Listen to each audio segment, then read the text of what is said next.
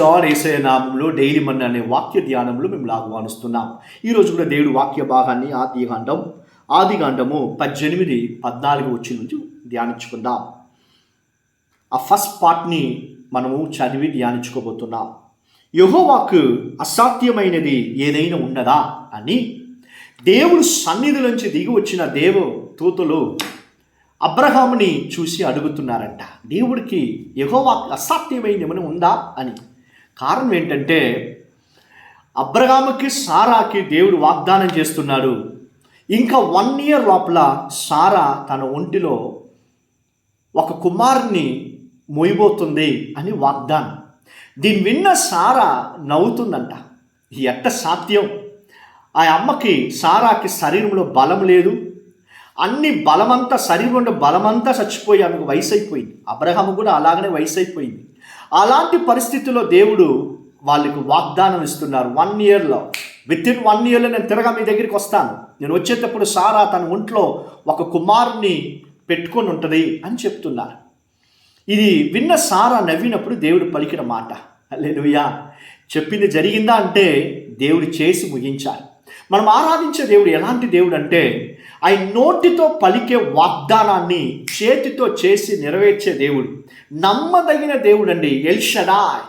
ఆయనకి అసాధ్యమైంది ఏమీ లేదు. దేవుడికి అసాధ్యమైంది ఏమి లేదండి.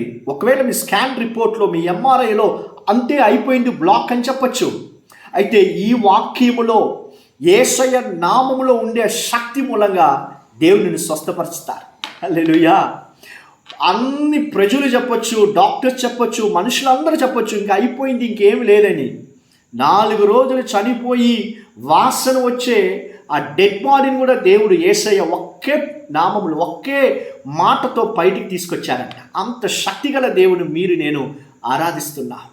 నీ పరిస్థితిలో ఈ వాక్య భాగం విని మీరు ఎవరైనా కూడా సరే, నీ బలమంతా పోగొట్టుకున్నావా, నీ డబ్బంతా పోగొట్టుకున్నావా, నువ్వు నమ్మిన మనుషులు నిన్ను తీసుకొని వచ్చి నడు రోడ్లో విడిచిపెట్టారా, ఇంకా నాకు సహాయం చేసేదానికి ఎవరు లేరని చెప్పి నువ్వు ఏడుస్తున్నావా, నిన్ను చూసి దేవుడు చెప్తున్నాడు, దేవుడికి అసాధ్యమైనది ఏమని ఉందా?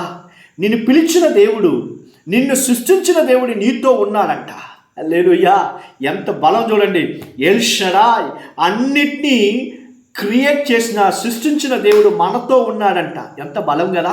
ఈ వాక్య భాగం విని మీరు ఎవరైనా కూడా సరే ఏం పోగొట్టుకుని ఉండొచ్చు. ఎన్నో రోజులుగా మీరు కాసుకొనుండి మీరు వెయిటింగ్ పీరియడ్ అని మీరు చాలా కుంగిపోయి ఉండొచ్చు.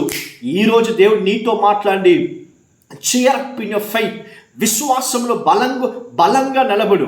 ఖచ్చితంగా దేవుడు తన కార్యాన్ని నెరవేర్చే రోజు సమయం చాలా దగ్గరికి వస్తుంది.